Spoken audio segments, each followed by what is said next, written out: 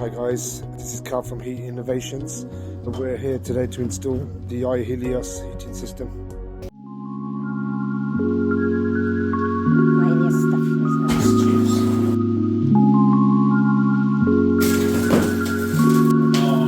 This one is No problem. this one is between those two. Same scissors to face this up. After the install.